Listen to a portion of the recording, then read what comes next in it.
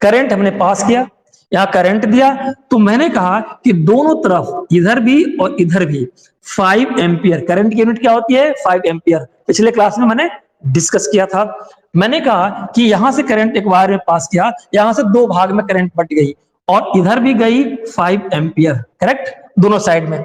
आपके घर की वायरिंग भी ऐसे ही होती है। अब देखो, ट्रांसफार्मर से एक मेन सप्लाई चेंजर में लाते हो अपने बोर्ड में, उस बोर्ड से चारों तरफ तार दौड़ाते हो, तार दौड़ाते हो, ठीक है, दौड़ाते हैं। क्या एक तरफ का तार जलता है, एक तरफ का नहीं जलता है? जलता है। करंट आई और अपने घर में दो साइड में करंट बांट दिए, दो कमरे में, फिर से बोर्ड पे सप्लाई मेन सोर्स से ट्रांसफार्मर से आई और आपके घर में मान लो 2 रूम है तो दोनों में ऐसे ऐसे बांट दिए, ठीक है, कितने कितने का 5 एम्पियर 5 एम्पियर इक्वली। और इक्वली क्यों ना हो, मैंने सेकंड लेक्चर में यानी कि कल के लेक्चर में बताया, कल के पहले वाले लेक्चर में बताया था कि जितनी करंट यहां चलेगी और जितना फैलेगी वो सभी जगह बराबर ही आपको दिखेगी स्टैंडर्ड कंडीशन में। बहुत ज्यादा टेम्परेचर और रेसिस्टेंस का फर्क ना पड़े तो बराबर होती है। अभी डिस्कस करेंगे किसमें, ओम्स लॉ में, करेक्ट, ठीक है। यहां जरा समझ लो कि क्यों ये स्केलर है वो। मैंने कहा कि अब देखो यहाँ पे इधर 5 और यहाँ पे इधर 5, एक घर में लगाया, इधर कमरे में एक बल्ब लगाया, इधर कमरे में एक बल्ब लगाया, दोनों बल्ब जलते हैं कि नहीं? जलते हैं। दोनों बल्ब जलते हैं कि नहीं? जलते हैं। यहां पे देखो नेट, अगर आप कहोगे कि नेट तो यहाँ 0 है, क्या यहाँ नेट 0 है? नहीं 0 है, नहीं 0 है। इसका मतलब कि इनके, इससे क्या कंक्लूजन निकला कि जो विद्युत धारा, जो करंट विपरीत दिशा में एक दूसरे को कैंसिल नहीं कर रही है, फिर से इधर जो 5 चला, इधर 5 चला, तो जितना इधर उतना इधर, तो दोनों करंट तो कैंसिल हो जानी चाहिए। नहीं, इधर वाले भी बल्ब को जलाता है, इधर वाले भी बल्ब को जलाता है, तो इसका मतलब यहाँ डायरेक्शन का कोई लेना देना नहीं है, करेक्ट। तो सर इसका मतलब कि जो मेन वायर है उसमें 10 एम्पीयर का करंट आ रहा है? नहीं नहीं नहीं नहीं, बिल्कुल नहीं। जितना निकला उतने, टोटल जोड़ोगे तो जितना इनपुट जा रहा है ना, इनपुट यहां से गया और यहां से 2 भाग में बटा, जितना इनपुट है उतना ही आएगा। वही मतलब जो मेन वायर, बिल्कुल बिल्कुल। तो यहां पे मैंने क्या प्रूफ करने किया है कि करंट क्यों स्केलर है, क्योंकि इसमें डायरेक्शन होते हुए भी डायरेक्शन का नेट इफेक्ट नहीं होता। अगर होता तो 5 इधर 5 इधर, दोनों मेटेरियलाइज न्यूट्रलाइज हो जाती, लेकिन दोनों ही बल्ब जलते हैं। इसका मतलब कि डायरेक्शन से कोई इसका लेना देना नहीं है। तो जहां मैग्नीट्यूड हो, डायरेक्शन ना हो तो स्केलर, और जहां मैग्नीट्यूड और डायरेक्शन दोनों हो तो वेक्टर है, करेक्ट। एक ये difference in the context of electricity, correct. चलिए आगे बढ़ते हैं। आज जो चैप्टर मैं शुरू करने वाला हूं, ये तो पीछे की बात बताया, बहुत ही मजेदार, बहुत ही फैंटास्टिक है ना। बस थोड़ा सा अपने पानी लेके बैठ जाना, ठीक है। हो सकता है क्लासेस 1 घंटे से ज्यादा हो जाए, अपनी एमबी वगैरह चार्ज करा लो, करेक्ट। आइए, ये तो पीछे की बात हुई, ठीक है। आइए अब जो आज हम करने जा रहे हैं ओम्स लॉ, बहुत ही इंपॉर्टेंट, और इस ये इतना इंपॉर्टेंट है कि आपका ज्ञान खोल देगा in the context of conductor, ठीक है। ओम्स लॉ, ये ओम्स लॉ में ये किसने दिया? जार्ज साइमन ओम्स है, जार्ज साइमन ओम्स थे। 1827 में इन्होंने एक कंसेप्ट दिया, करेक्ट। ये तो बात है, कभी कभी आप व्यक्ति क्वेश्चन पूछ देता है कि ओम्स लॉ के साइंटिस्ट किसने इसको प्रोपाउंड किया, किसने इसको डिस्कवर किया, करेक्ट। आइए बहुत ध्यान में क्लियर कर लीजिए, जो अभी मैंने बताया उसको भूल जाइए, वो लास्ट लेक्चर का पार्ट था, करेक्ट। कंडक्टर क्या होता है अभी देखेंगे, कंडक्टर क्या होता है लास्ट क्लास में देखा था, लेकिन वो तो हमने एक सिम्टम्स बताया था, हल्का सा रिफ्लेक्शन बताया था। अभी उसको बताऊंगा कि रियली में कंडक्टर क्या होता है। ओम्स लॉ को थोड़ा सा देखते हैं, उससे रिलेटेड है। तो ओम्स लॉ में जो हम पढ़ेंगे बेटा, इफेक्ट और काज। क्या पढ़ेंगे हम लोग? इफेक्ट और काज। क्या पढ़ेंगे? इफेक्ट, अफेक्ट नहीं, इफेक्ट और प्लस काज। किसी भी इवेंट्स के हैपनिंग के, किसी भी घटना के घटित होने के, किसी भी फिनोमेना के कंक्लूड होने के 2 ही कारण होते हैं, या तो उसका इफेक्ट होगा तो उसका काजेज होगा। तो इफेक्ट और काजेज, जैसे मैं कहूं कि इसमें कहां गया, ये सर्किट है, मान लिया मैं ये कहूं यहां पे मैंने एक बैटरी बनाया, सोर्स बनाया, और यहां पे ऐसे करके मैंने कहा कि ये दिख रहा है बेटा, आउट ऑफ कवरेज तो नहीं है ना? चलिए, तो मैंने कहा कि भाई चलो करंट यहाँ पे फ्लो हो रही है, कोई बात नहीं, करंट का डायरेक्शन ये है, सबको पता है ना। लेकिन इलेक्ट्रॉन का, बार बार रिपीट क्यों कर रहा हूं, दिमाग में बैठ जाए, इलेक्ट्रॉन इधर मूव करता है, कैसे बल्ब जलता है अभी मैंने बताया था, ठीक है। आइए मैंने कहा कि काज और इफेक्ट, किसके काज और इफेक्ट, मैं कह रहा हूं काज और इफेक्ट, तो किसके काज और इफेक्ट, तो यहां पे बात करेंगे करंट और वोल्टेज के काज और इफेक्ट। तो किसी सर्किट में करंट फ्लो होता है, उसके क्या काजेज और इफेक्ट हो सकते हैं, ये इफेक्ट होगा और उसका एक कारण होगा। इफेक्ट क्या है, बल्ब ग्लो किया, करंट फ्लो की, और काजेज क्या है बेटा, वोल्टेज। यहाँ बैटरी, ये वोल्टेज है ना, ये वोल्टेज है, या मैं पीडी भी कह दूं, बात एक ही, पोटेंशियल डिफरेंस। लास्ट लेक्चर में मैंने समझाया था, पोटेंशियल डिफरेंस बताया था ना, कि बैटरी ही पोटेंशियल डिफरेंस क्रिएट करती है, अप एंड डाउन। एक जगह इधर ज्यादा रहेगा, इधर कम रहेगा, जब तक ज्यादा कम नहीं रहेगा दो पॉइंट के बीच में, तब तक करंट फ्लो नहीं करेगी, क्योंकि बैटरी एक्ट नहीं करेगी, तो वो करंट फ्लो नहीं करेगी। करेक्ट, चलिए वो तो लास्ट लेक्चर की बात है। आइए पॉइंट पे आते हैं। मैंने कहा कि करंट फ्लो करने के लिए एक इफेक्ट होगा, एक काज होगा। बहुत ध्यान से समझना, इसमें बहुत लिखना नहीं है, दिमाग में घुसा दूंगा, फिर ये भूलोगे नहीं ओम्स लॉ, ठीक ना। चलिए, इफेक्ट को मैंने कहा, इफेक्ट क्या है, रिजल्ट, करंट। तो मैं कहूं कि भाई ये ओम्स लॉ में इफेक्ट बोले तो करंट, और कॉज बोले तो वोल्टेज या पोटेंशियल डिफरेंस। पोटेंशियल डिफरेंस के वजह से ही करंट फ्लो करती है। तो पहले मैंने नाम किसका लिया जबान पे, पोटेंशियल डिफरेंस का। तो पहले कौन सा चीज आएगी करंट फ्लो के कॉन्टेक्स्ट में, पोटेंशियल डिफरेंस। फिर से ऐसे समझो, मम्मी पहले आई तब ना पापा आए, मम्मी, यहां ये समझो, मम्मी आई माना जाता है, बायोलॉजी पे मत जाना, मम्मी पहले आई तब आप आए, या पापा की मम्मी ने मम्मी को पैदा पापा के मम्मी ने पापा को पैदा किया। कुल मिला के कहा जाता है कि पहले मम्मी आई तब आप आए, पहले मम्मी आई तब आप आए। करेक्ट, और डिस्कशन का मैटर नहीं, सिंपल से एग्जांपल समझो। तो पहले पोटेंशियल डिफरेंस, देन करंट। तो current is a reflection of potential difference. पहले मैंने नाम लिया पोटेंशियल डिफरेंस, देन करंट। तो कैसे लिंक करता हूं मैं, इफेक्ट करंट है और काज क्या है, वोल्टेज। यहां तक दिक्कत नहीं आई। और current flow of charge, current बोले तो क्या मैंने बताया था, फ्लो ऑफ चार्ज। बेटा अभी नोट मत करना, जब ये अपलोड हो जाएगा कल अपने आप, तो उसको पॉज कर करके लिखना, मजा खराब हो जाएगा। सिर्फ बोर्ड पे अटेंशन, क्योंकि मैं वीडियो साथ साथ अपलोड कर रहा हूं टिस्पिन पे। करेक्ट करेक्ट, तो लिखना मत, कॉपी कलम उठाना नहीं है, सुनना है, ठीक है। मैंने कहा कि इफेक्ट करंट, और करंट के कारण क्या है, flow of charges. Flow of charges इसमें किया तभी तो करंट हुई, बल्ब ग्लो किया। तो flow of charges, flow of charges, और चार्जेस का मैंने क्या बताया था, इस चार्ज को दो चीज बताया था, इलेक्ट्रॉन, इलेक्ट्रॉन ये दिख रहा है बेटा, छोटा तो नहीं लिख रहा हूं मैं, चलिए, इलेक्ट्रॉन और प्रोटॉन। और ये भी मैंने बताया था, इलेक्ट्रॉन 1.6 इंटू 10⁻19 उतने ही ये भी रखता है, बस साइन का डिफरेंस है, इसका प्लस होता है और इसका माइनस होता है। करेक्ट, इतने फर्क है इलेक्ट्रॉन। ये बात समझ में आ गई। अब मैंने कहा कि इफेक्ट करंट का है, करंट किसके वजह से, फ्लो ऑफ चार्ज के वजह से है। यहां तक किसी को दिक्कत, फ्लो ऑफ चार्ज। और इसके वजह से क्या होता है, फ्लो ऑफ चार्ज की वजह से, from it create potential difference, from it create potential difference.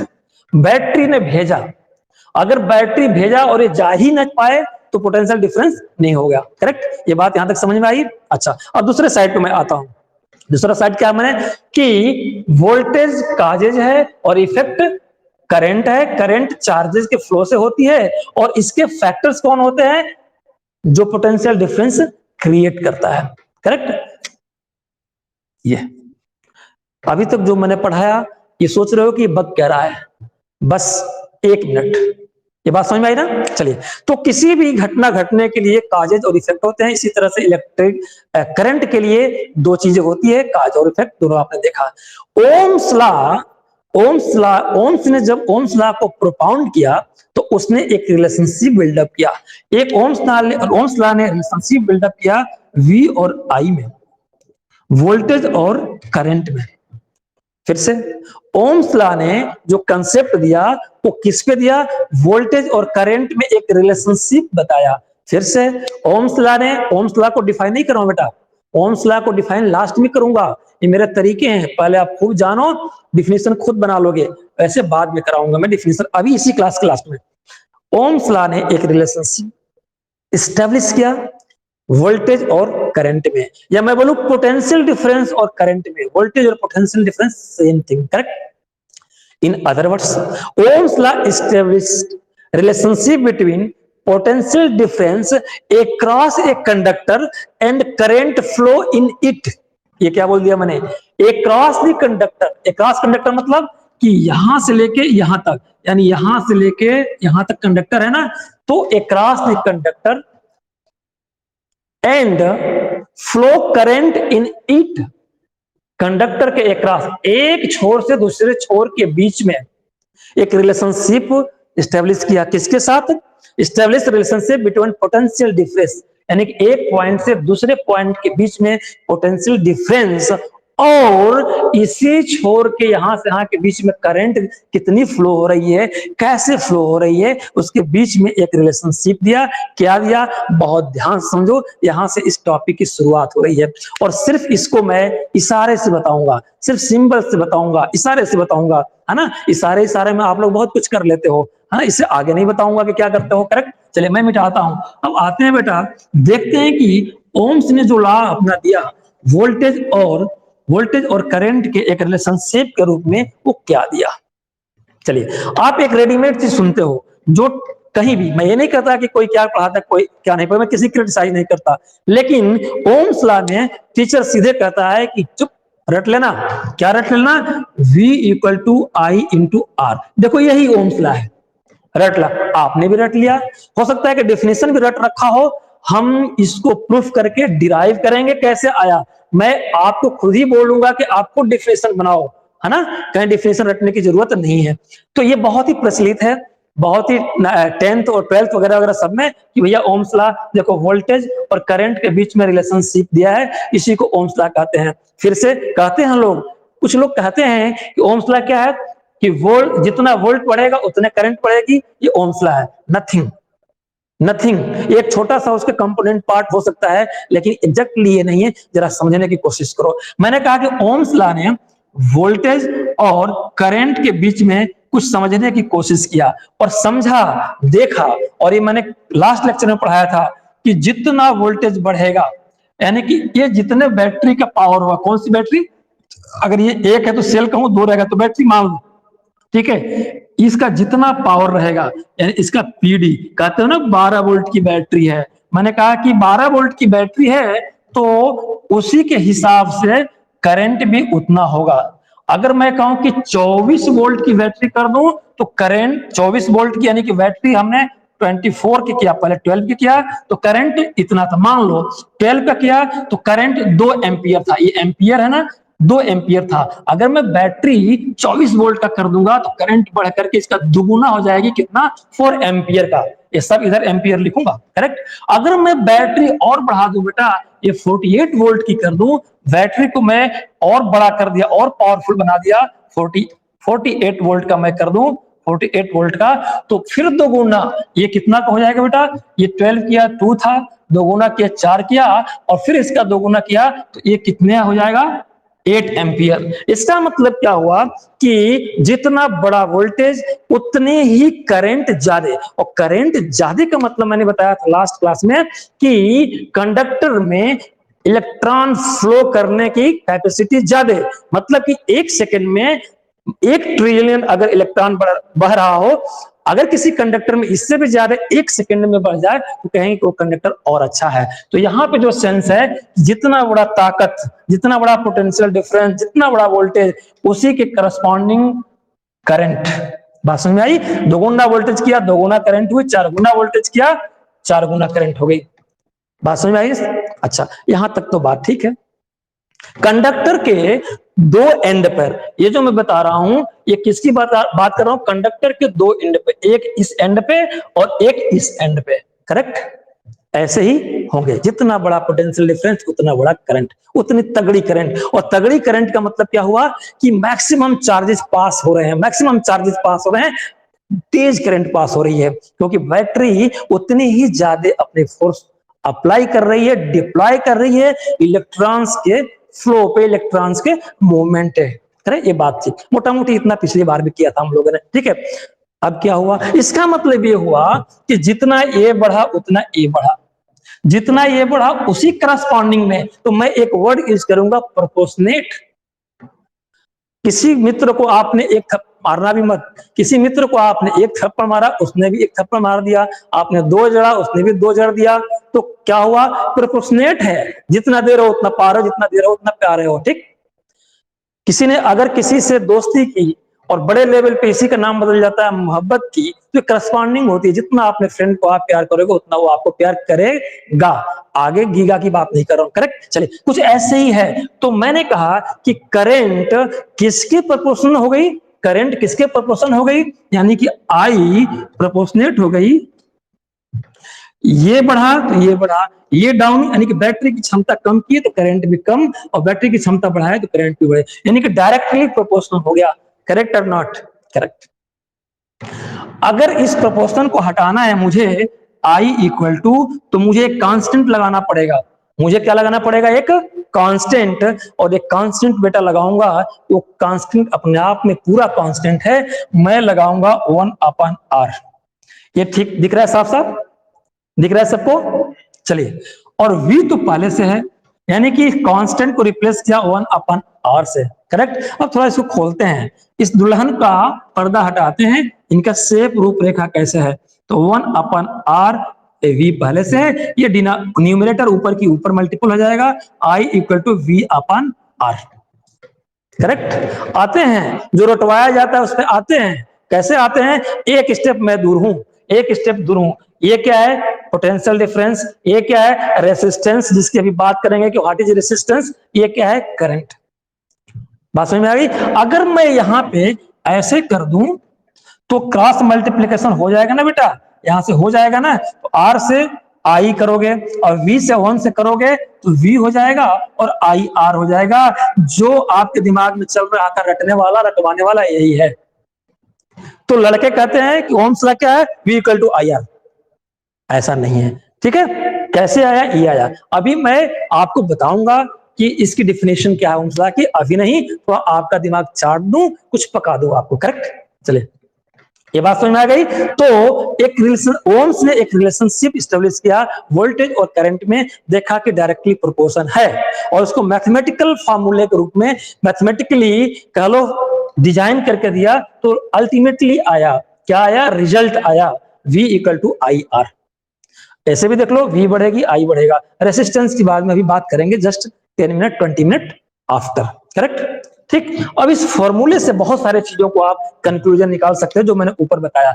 I equal to क्या निकाल सकता हूं? I इक्वल टू करूंगा, R नीचे चला जाएगा, तो v/r। अब देखो, ये v जैसे जैसे बढ़ेगा करंट बढ़ेगी, क्योंकि ऊपर ऊपर है। v अगर डाउन होगा, करंट भी उतने कम पावर की होगी। रेसिस्टेंस में क्या होना है? इसको मैं दो टुकड़े में कर दूं बेटा, एकदम रिसर्च कर लो। I इक्वल टू v/r को मैं दो टुकड़े में करता हूं, इस तरह से मैं लिख दूं। तो चलो फिर I इक्वल टू, ये देखो 1/r एक बार था, ठीक, और एक बार I इक्वल टू क्या था? v था। इन दोनों को जोड़ दिया था ना, दोनों को मल्टीपल कर दिया था, तो क्या बन जाएगा? v/r। वही बात है कि मैं अलग अलग क्यों कर रहा हूं, समझाने के लिए कि ये बढ़ा voltage, power potential difference battery की बढ़ी, तो करंट भी बढ़ जाएगी उसी करस्पॉन्डिंग। अगर वोल्टेज 2 हुआ तो जितना करंट ये है, वोल्टेज 4 हो जाएगा, तो उसका दुगुना करंट भी हो जाएगी जो पहले थी। अगर ये उससे भी दुगुना हो गया तो ये दुगुना अपने से फिर हो जाएगी। करेक्ट। इनका क्या करना है? इनका क्या करना है? सोचना, दिमाग को लगाना है इन पे, ठीक है। इन पे इनके डिस्कशन अभी करेंगे। थोड़ा सा यहाँ पे हिंट कर दूं कि बेटा ये डिनोमिनेटर में है रेसिस्टेंस, तो डिनोमिनेटर में जितनी फिगर बड़ी होगी, रिजल्ट उतना छोटा आएगा, और जितनी फिगर ये छोटी आएगी ना, उतनी ही बड़ा करंट होगा। फिर से, रेसिस्टेंस की वैल्यू जो भी हो, मान लो रेसिस्टेंस को 1/2 लिखते हैं, एक बार दो रेसिस्टेंस हुआ, आई कितनी हो जाएगी? 0.5 एम्पियर। अगर मान लो मैं इसको 1/3 कर दिया, यानी कि रेसिस्टेंस और बढ़ा दिया। किसका रेसिस्टेंस बढ़ा दिया? कंडक्टर का, वायर का, मेटालिक वायर का। एक वर्ड बोल रहा हूं जो बताऊंगा, ओमिक कंडक्टर का बताएंगे, क्रक्स है। मैंने कहा कि इसका डिनोमिनेटर बेटा और बड़ा किया, रिजल्ट क्या जाएगा? 0.333, ऐसे मेरे ख्याल से चलता रहेगा, एम्पियर। करेक्ट। देखो, डिनोमिनेटर बड़ा था, 2 था तो ये 0.5 था, और बड़ा हो गया तो ये और छोटा। इसका मतलब कि जैसे जैसे इसको मैं बड़ा करता जा रहा हूं, ये रिजल्ट वैसे वैसे छोटा आ रहा है।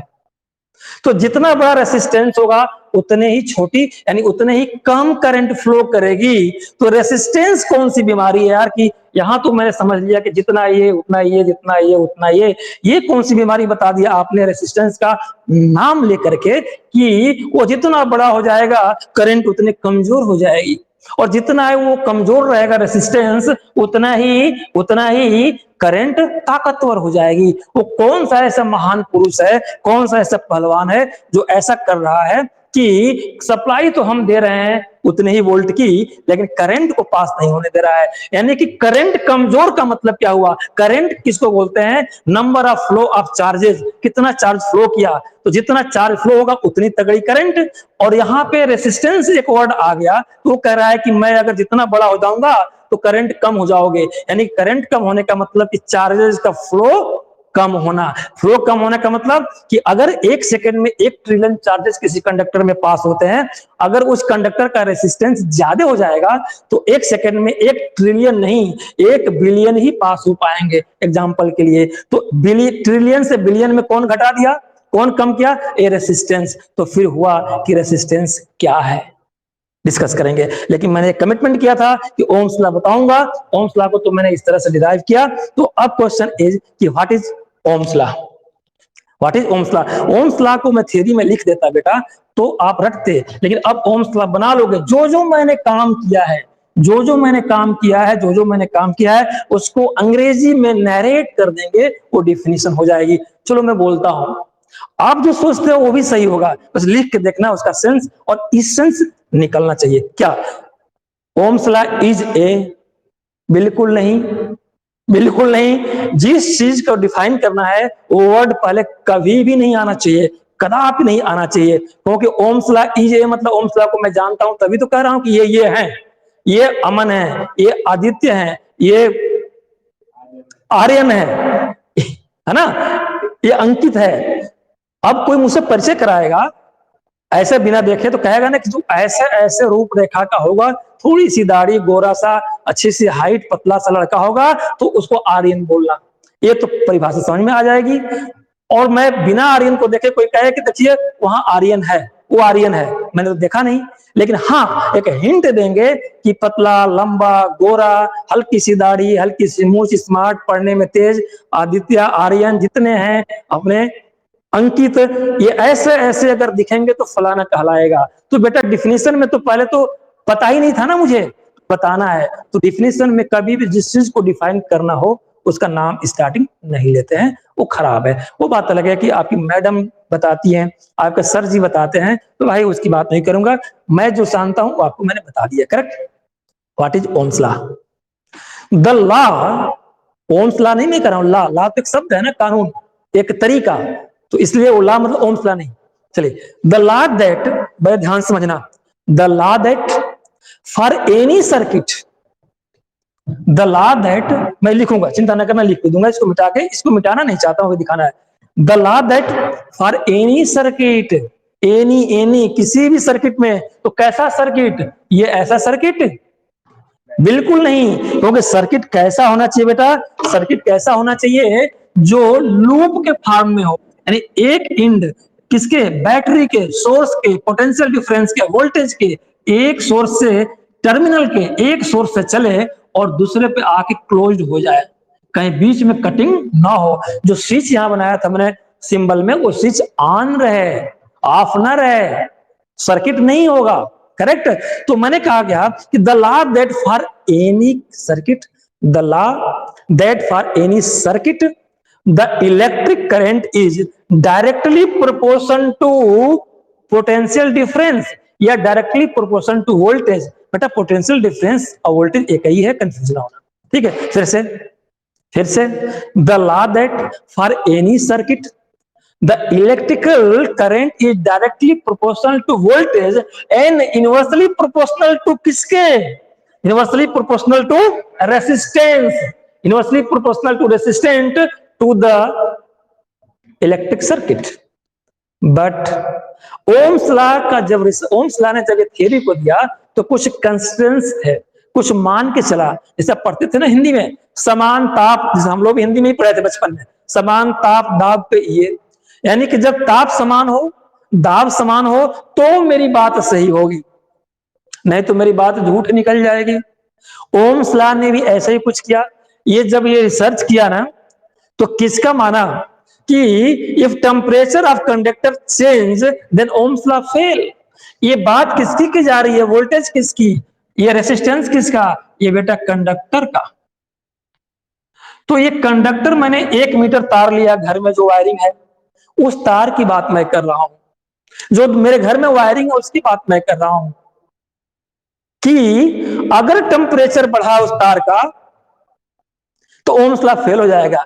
क्यों फेल हो जाएगा अभी देखेंगे बेटा। जब टेम्परेचर बढ़ता है ना, इसमें क्या है? इलेक्ट्रॉन है, इसमें क्या है? इलेक्ट्रॉन है, और माइनस भी साइन इलेक्ट्रॉन है और प्लस वाले भी हैं। जैसे इसको हीट करेंगे ना, ये फैलना शुरू हो जाएगा। जैसे हीट करेंगे इसको, ये पागल हो जाएगा, इलेक्ट्रॉन बहुत एनर्जी पा जाएगा और पागल हो जाएगा, तो अपने न्यूक्लियस को छोड़ करके ये जो ऑर्बिट है ना, यहां पगला करके आने लगेगा, हलचल मच जाएगी।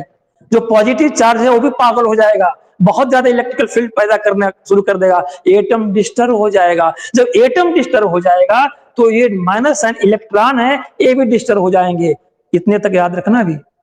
अभी आऊंगा 5 मिनट बाद कैसे डिस्टरबेंस होती है। तो जैसे हिट करोगे तो ये जो कंडक्टर है ना, कंडक्टर का बिहेवियर चेंज हो जाएगा due to change in vibration of positive proton in behaviour of electron. ये डिस्टर्ब हो जाएंगे तो करंट फ्लो में बाधा आएगी, तो वोल्टेज में बाधा आ जाएगी। करंट फ्लो में बाधा, वोल्टेज में बाधा, तो करंट फ्लो में। और हमने रिलेशनशिप किसमें दिया है कि आई डायरेक्टली प्रोपोर्शनल वोल्टेज है या वोल्टेज डायरेक्टली प्रोपोर्शनल आई है। तो हम तो ये मान के चले हैं ना कि जितना ये उतना ये, उसी के अनुपात में। तो यहां तो अनुपात बिगड़ जाएगा। इसलिए ओम्स लॉ एक पैरामीटर्स को लिमिट करता है कि भाई देखो, ये जो मैंने V I directly proportional to V और इनवर्सली प्रोपोर्शनल टू R माना है, ये तब माना है जब इस कंडक्टर पर रिसर्च किया ना, तो टेम्परेचर बराबर लेके चला। ये इधर से अगर मोमबत्ती से गर्म कर दो और इधर ज्यादा गर्म हो जाएगा, इधर कम गर्म, तो बिहेवियर इसका खराब हो जाएगा कंडक्टर का। तो जितना इधर से इलेक्ट्रॉन जाएंगे उधर इतना से पास नहीं करेंगे, फ्लो ऑफ इलेक्ट्रॉन अंतर आने लगेगा। बात समझ आ रही है? ये थोड़ा सा इसमें और टॉपअप करते हैं, फिर से समझ लीजिए कि ओम्स लॉ जब आया तो माना गया कि टेम्परेचर कांस्टेंट रहेगा।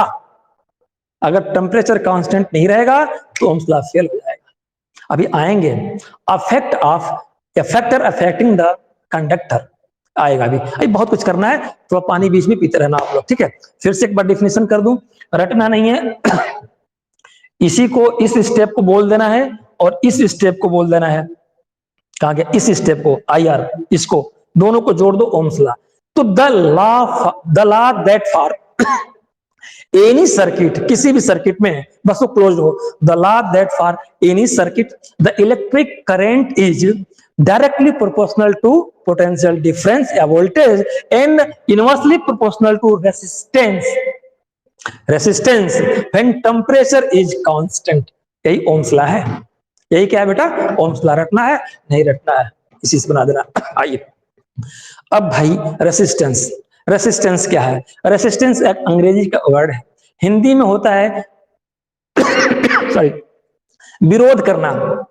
प्रधान जी प्रधान बन गए, प्रधानी का चुनाव है, कोई जीतेगा, जो जीतेगा वो कितने का विरोध झेलेगा? जितने हारे रहेंगे। प्राइम मिनिस्टर कोई बनता है, कोई MP बनता है, तो जितने कैंडिडेट है वो सबके विरोध। या प्राइम मिनिस्टर कोई बिल पार्लियामेंट में लाते हैं तो सारे अपोजिशन वाले चू चापड़ करने लगते हैं, नहीं नहीं नहीं नहीं नहीं होगा, अनर्थ हो जाएगा। वो क्या है? तो जितने अपोजिशन वाले उस प्राइम मिनिस्टर का विरोध करते हैं वो क्या है? रेसिस्टेंस। मतलब आप करो, मैं नहीं होने दूंगा। किसको नहीं होने दूंगा? इलेक्ट्रॉन, तुम चल रहे हो तो बिजली पैदा हो रही है ना, तुमको मैं चलने नहीं दूंगा। तो फिर कैसे पैदा होगी बिजली? इलेक्ट्रॉन तुम इधर से चल रहे हो, तुमको मैं चलने नहीं दूंगा, ये प्लस वाले कहते हैं। लेकिन इसकी ताकत बैटरी की इतनी है कि इसमें इतनी स्पीड डाल देते हैं कि इन पे भारी पड़ता है। बात समझ रहे हैं ना? नॉर्मली बेटा आप सोचोगे कि इलेक्ट्रॉन खूब मौज मस्ती करता है, ऐसे ऐसे चलता है, ऐसे चलता है, किसमें? कंडक्टर में, वायर में। ऐसा नहीं है। ये इलेक्ट्रॉन जो चलता है, देखो कैसे चलता है, कितनी बड़ा इसको मशक्कत करनी पड़ती है। ये दिख रहा है, ये फिगर ग्राफिक दिख रहा है। चलिए, ये इलेक्ट्रॉन है ना, ये इलेक्ट्रॉन है, ये माइनस माइनस इलेक्ट्रॉन है, ये बीच बीच में एटम होते हैं, ये समझ लो एटम, इलेक्ट्रॉन एटम, इसको मान लो एटम जो मैंने बोला किया है, ठीक ना? तो एटम में क्या रहते हैं बेटा? प्लस ना, एटम में प्रोटॉन और न्यूट्रॉन, तो प्रोटॉन में प्लस साइन और न्यूट्रॉन में कुछ नहीं, तो इसको माना एटम है, एटम है, जितना गोला करूंगा वो एटम मान लेना, एन प्लस वाला मान लेना, कोई बात नहीं, ठीक है? अच्छा, तो इलेक्ट्रॉन का वो जिगजैग मोशन में चलता है ना, प्लस इधर भी रहता है, माइनस इधर, कभी प्लस कभी माइनस, कभी प्लस कभी इधर माइनस। तो इलेक्ट्रॉन जब चलता है ना, तो दादा से टकराता है। दादा कौन है? एटम। कभी सुना है कि प्लस माइनस की तरफ चलता हो? हमेशा आपके टीचर, आपकी मैडम बताती होंगी कि अट्रैक्शन फोर्स लगता है, अट्रैक्शन फोर्स में कौन किसकी तरफ आता है? नेगेटिव साइन किसकी तरफ आता है? पॉजिटिव का। कभी सुना है कि पॉजिटिव नेगेटिव के पास जाता है? नहीं। तो एटम दादा है इस जगत का, है ना? दादा है। तो उस दादा से मुठभेड़ लड़ता है कौन? इलेक्ट्रॉन। ऐसे नहीं रास्ता मिल जाता है, जितना दो एटम के बीच में गैप होता है उसी में इलेक्ट्रॉन जंप करके फ्लो करता है। जैसे ये एटम है, चलो मैं ब्लू से कर दूं, बिल्कुल अटेंशन मत खराब करना बेटा, पानी पी पी। ये ब्लू वाला मान लो एटम है, तो ये एटम और ये एटम के बीच में गैप है ना, तो देखो इलेक्ट्रॉन यहाँ पे है, इस एटम के बीच में गैप है, तो यहाँ पे एक इलेक्ट्रॉन आ गया है, और इस एटम के इसके इलेक्ट्रॉन, तो जहां भी दो एटम के बीच में स्पेस मिलेगा वहीं पे इलेक्ट्रॉन घुसने की कोशिश करेगा, लेकिन घुसने से पहले उसको धक्कम धुक्की करनी पड़ेगी। जैसे ही इसकी जगह पे घुसेगा तो दोनों प्लस वाले उसको मारेंगे एक चाटा, लेकिन बहुत ही थेथर है इलेक्ट्रॉन, बहुत ही थेथर है, गिर जाएगा, अपनी एनर्जी को लूज कर देगा, फिर वो एनर्जी गेन करता है। चींटी है, मकड़ी है, गिरती है, चढ़ती है, जाल बुनती है, पहुंच जाती है। तो इलेक्ट्रॉन वैसे ही जिद्दी इंसान है। ये लोग दादा हैं, क्षणिक रूप से ताकत दिखाएंगे, उसके बाद फिर काम वही कर लेगा इलेक्ट्रॉन जो चाहता है, इनसे टकराएगा, एनर्जी लूज करके थोड़ा स्लो होगा, फिर एनर्जी पाएगा, फिर तेजी से जाएगा, फिर एक दादा से मुलाकात एटम से होगी, फिर वो टकरा कर एनर्जी लूज करेगा, करते करते इतने संघर्ष के बाद इलेक्ट्रॉन फ्लो होता है, तो इलेक्ट्रिसिटी फ्लो होती है। करेक्ट? और ये हैपनिंग किसमें हो रही है? ये हैपनिंग कंडक्टर में होती है।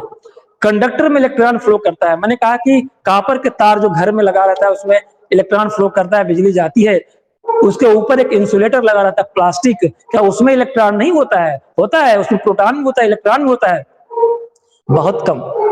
उसमें प्रोटॉन जितने हैं ताकतवर हैं, और इलेक्ट्रॉन प्रोटॉन इतने होते हैं कि दूसरे से बंधे होते हैं। हमें कौन सा चीज चाहिए इलेक्ट्रिकल फ्लो करने के लिए? हमें चाहिए फ्री इलेक्ट्रॉन। तो लकड़ी, इंसुलेटर, जितने प्लास्टिक वगैरह होंगे ना, उसमें फ्री इलेक्ट्रॉन नहीं होते, ना के बराबर होते हैं, इतने नहीं होते कि इलेक्ट्रिक को फ्लो कर दे, लेकिन कंडक्टर में होते हैं। तो कंडक्टर कौन है? जो इलेक्ट्रॉन को फ्लो करा ले, करंट को फ्लो करा ले। जितना इलेक्ट्रॉन फ्लो करेंगे उतनी ताकतवर करंट मानी जाएगी। और इलेक्ट्रॉन का फ्लो डिपेंड करेगा कंडक्टर का रेसिस्टेंस पे। यानी कि एक कंडक्टर है, इसमें ज्यादा प्लस, ज्यादा एटम की संख्या है और इलेक्ट्रॉन की संख्या कम है, या इतना एटम है कि इलेक्ट्रॉन को चलने नहीं दे रहे हैं, तो करंट फ्लो बहुत ही कम होगी, तो कहेंगे कि ये कंडक्टर बेकार है, कमजोर है। लेकिन जो और किसी कंपनी का जो गुड कंडक्टर जिसको कहेंगे, जैसे कॉपर है, तो कॉपर में ऐसा नहीं है, कॉपर में पूरा फ्लो करने के लिए स्पेस मिलता है, इलेक्ट्रॉन को फास्ट स्पीड से मिलता है, तो कहते हैं कि कॉपर एक गुड कंडक्टर है, सिल्वर एक कंडक्टर है, एल्युमिनियम एक कंडक्टर है। बात आती है ना? थोड़ा मैं आगे बढ़ूं और आगे रेसिस्टेंस की जरा बात कर लेते हैं। मैंने कहा रेसिस्टेंस का मतलब हुआ कि किसी चीज का विरोध करना, तो कंडक्टर में विरोध करना, और किसका? इलेक्ट्रॉन को आगे बढ़ने में विरोध करना, एटम। करेक्ट? चलिए, तो मैं कहूं कि इफ मैंने कहा किसका विरोध करना? इलेक्ट्रॉन का। और अपोज किसका? फ्लो ऑफ इलेक्ट्रॉन का। ये बात हो गई। Against atom, against atom, against atom, दिमाग में बैठा लो। करेक्ट? अच्छा भाई, तो डिफरेंट मेटल, अब क्वेश्चन ये उठा कि सारे मेटल के जितने मेटल या जितने कंडक्टर हैं सब बराबर ही रखते हैं अपना अपना क्षमता? नहीं। जो जितना अच्छा कंडक्टर, जो जितना अच्छा इलेक्ट्रॉन पास कराने की क्षमता रखता है वो उतना ही अच्छा कंडक्टर कहलाता है। इसका मतलब कि कंडक्टर डिपेंड करता है मटेरियल पे, कंडक्टर डिपेंड करता है प्रॉपर्टी ऑफ मटेरियल, जिस मटेरियल से वो बना है। जैसे आप कहते हो ना कि हावेल्स का तार है, और कौन कौन से हैं, पॉलीकार्ब का तार है, फलाना का तार है, केआई का तार है, ये बहुत अच्छा है, इनसे अच्छा ये है। इसका मतलब कि उसकी कंडक्टिविटी अच्छी है, रेसिस्टिविटी अच्छी नहीं है। रेसिस्टिविटी अभी बताऊंगा। कंडक्टिविटी अच्छी है, यानी कि ज्यादा से ज्यादा वो अच्छा पास करा लेगा इलेक्ट्रॉन, अच्छा से अच्छा कंडक्टर का काम करेगा। करेक्ट और नॉट? तो रेसिस्टेंस एक विरोध करने वाला है। इसका मतलब ये निकला बेटा कि अगर कोई इलेक्ट्रॉन ए से बी में जाना चाहता है, यहां से यहां तक कोई इलेक्ट्रॉन आता है तो बहुत ही संघर्ष करके जाता है। किन से संघर्ष करता है, स्ट्रगल करता है, फाइटिंग करता है?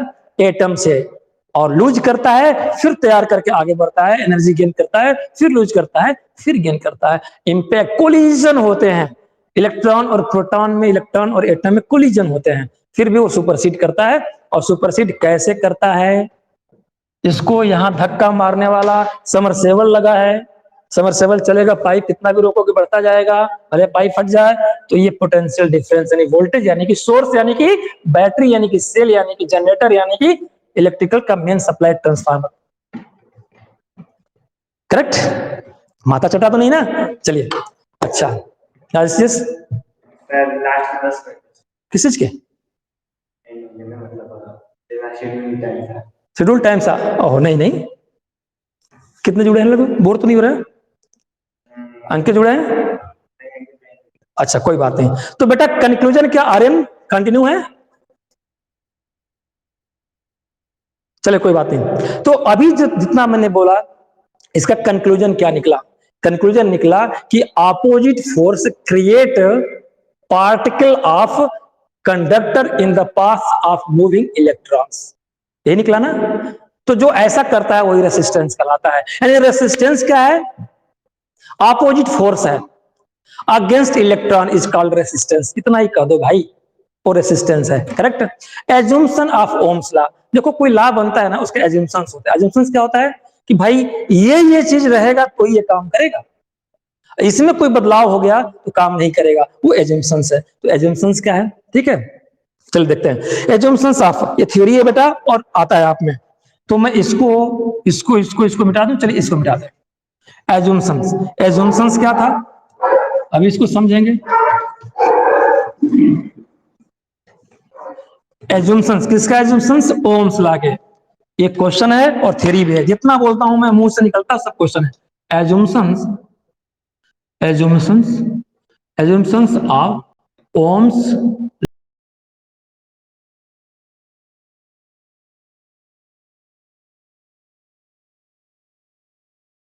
हो जाएगा ये ना। तो पहला, और किसके लिए? कंडक्टर की बात हो रही है। ओम्स लॉ एक कंडक्टर पे काम किया गया था ना, उसकी बात। तो क्या एजम्पशन होना चाहिए कि प्रेशर चेंज नहीं होना चाहिए, प्रेशर सेम होना चाहिए। तो एजम्पशन, या मैं हाँ एजम्पशन मैंने कहा कि प्रेशर सेम होना चाहिए। क्या? फर्स्ट प्रेशर, ये किस चीज का प्रेशर बेटा? कंडक्टर पे प्रेशर। जैसे मैंने कहा एक कंडक्टर है यहाँ पे, और इस कंडक्टर पे यहाँ पे कुछ और प्रेशर है, यहाँ पे P1 है, यहाँ पे P2 है, इस तरह का प्रेशर। प्रेशर से क्या प्रेशर करेंगे तो उसकी क्रॉस सेक्शनल एरिया कम होगी। क्रॉस सेक्शनल एरिया बोले तो ये, तो जितना ये छोटा पतला होगा उतना इलेक्ट्रॉन को जाने में दिक्कत होगी। तो ऐसा ना हो तो ओम्स लॉ है, वैलिड है। करेक्ट? फिर दूसरा क्या? टेम्परेचर। दूसरा क्या है? टेम्परेचर।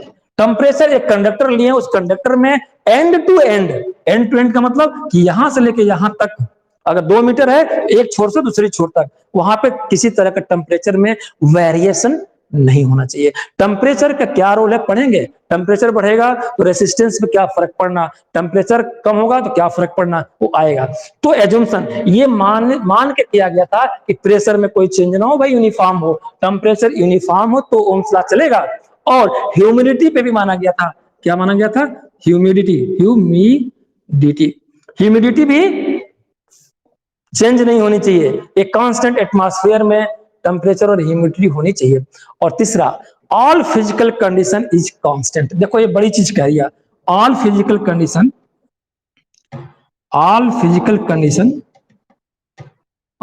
Condition is constant. सारी फिजिकल मतलब ये टूटा नहीं होना चाहिए, यहाँ पे दबा नहीं होना चाहिए, यहाँ पे मोटा नहीं होना चाहिए, यहाँ से पतला, जिसमें इसमें ऐसा फिजिकल चीज जिसमें इसके शेप में बदलाव कर सको, तो ऐसा कोई बदलाव नहीं होना चाहिए। जितना क्रॉस सेक्शनल एरिया मोटा इतना है उतना ही यहाँ एंड टू एंड होना चाहिए कंडक्टर का। अगर ऐसा होता है तो ओम्स लॉ वैलिड है, अगर ऐसा नहीं होता है तो ओम्स लॉ वैलिड नहीं है। फिर से किसी कंडक्टर में ये सारी चीजें अगर मानक पे है तो ओम्स लॉ जो मैंने बताया V equal to I R वो ठीक है। ये मतलब क्या हुआ कि अगर ऐसा सब कुछ है कि ये भी ठीक है, ये भी ठीक है, ये भी बराबर है इन टू इंड, तो जितना वोल्टेज उतना करंट तब तो होगी। अगर टेम्परेचर सब जगह बराबर इस वायर का जितना वोल्टेज तब तो ये पास होगा। ऐसा होगा तो ये V डायरेक्टली प्रोपोर्शनल I के होगी, ऐसा होगा तो V I के डायरेक्टली प्रोपोर्शनल होगी। अगर ऐसा नहीं हुआ यानी कि इफ नॉट, मैं लिखूं मोटा मोटी, if not then Ohm's law is invalid, then Ohm's law is invalid, correct, ये इनवैलिड हो जाएगा। तो ये है assumption of Ohm's law। Limitation of Ohm's law कह सकते हो। ये दोनों ही वर्ड पे क्वेश्चन पूछे जाते हैं, करेक्ट। हाँ एक चीज है, क्या ये सभी के लिए है क्या? क्या ये सभी तरह के कंडक्टर पे है क्या बेटा? ना, ये लिमिटेशन कि ऐसा नहीं हुआ तो V equal to I R नहीं होगा, ये इनवैलिड हो जाएगा, डायरेक्टली प्रोपोर्शनल नहीं होगा, ऐसा नहीं है। सेमी कंडक्टर पे लागू नहीं होता। सेमी कंडक्टर पढ़ेंगे, सेमी कंडक्टर पे ये चीजें वैलिड नहीं है, not valid for semi conductor और नॉट वैलिड फॉर इंसुलेटर, और not valid for insulator. Conductor क्या है बेटा? जो करंट को फ्लो करा ले, जिसमें से पास हो जाए, कंडक्ट करा ले, काम करा ले, अपना इलेक्ट्रॉन फ्लो कर ले। और सेमी कंडक्टर मतलब थोड़ा सा और कमजोर, रो के बिजली उसमें से पास होगी, रो के इलेक्ट्रॉन चलेंगे, वो सेमी। और इंसुलेटर मतलब बिल्कुल ही नहीं, लकड़ी, प्लास्टिक। फिर सोच लो उसमें भी होते हैं इलेक्ट्रॉन प्रोटॉन, लेकिन वो इनएक्टिव होते हैं, एक्टिव नहीं होते हैं, फ्री नहीं होते हैं, एक दूसरे से बॉन्डेड होते हैं, बंधे होते हैं। हमें इलेक्ट्रिक फ्लो के लिए क्या चाहिए? फ्री इलेक्ट्रॉन, करेक्ट और नॉट करेक्ट? तो इसकी बात मैं कर रहा हूं कि सेमी कंडक्टर और इंसुलेटर पे ये बातें लागू नहीं होगी। लागू किस पे होगी? कंडक्टर की। और हम ओम्स लॉ में क्या पढ़ेंगे? ओम्स लॉ किस पे दिया गया था? कंडक्टर पे, बिजली पास कराने के संदर्भ में था, करेक्ट और नॉट करेक्ट? अगर आप लोग थक गए हो तो मुझे VI रिलेशनशिप पे एक ग्राफ बनाना था, मैं छोड़ दूंगा कल के लिए। अगर नहीं थके हो तो मुझे रिस्पॉन्ड करो, क्योंकि अब इंपॉर्टेंट आना है, और जो अब इंपॉर्टेंट आएगा उसमें रो के बैठोगे तो मजा खराब हो जाएगा। बेहतर है कि मैं सेशन बंद कर दूं। जल्दी रिस्पॉन्ड करो। एनीबॉडी? किसी का रिस्पॉन्स नहीं है? आर्यन बोल रहे हैं, बाकी अच्छा ठीक है, नो प्रॉब्लम बेटा। आर्यन इतने तक रहने देते हैं। नहीं अभी 1 घंटे लग जाएंगे, क्योंकि मुझे पूरे ग्राफ बनाने हैं। ग्राफ पे सारे तरह के हमें उसके वैल्यू लिखने हैं और डिफरेंसेस बताने हैं, इसके रेसिस्टेंस और रेसिस्टिविटी का मतलब क्या होता है। तो अभी तक जितना इंपॉर्टेंट था इससे भी इंपॉर्टेंट आगे है, क्योंकि मुझे प्रैक्टिकल कराना है, ग्राफ प्लॉट करना है, करेक्ट? ठीक है, तो उसको रहने देते हैं कल के लिए। आज के लिए विदा लेते हैं। मैं एक समअप कर दूं बेटा, अभी तक हम लोगों ने क्या किया था? ओम्स लॉ को डिफाइन किया था, और ओम्स लॉ में क्या कहा था? The law that for any circuit the electric current is directly proportional to voltage or potential difference and indirectly proportional to the resistance, but temperature is constant then, correct? फिर resistance के बारे में हम लोगों ने देखा, फिर हम लोगों ने रिलेशनशिप देखा।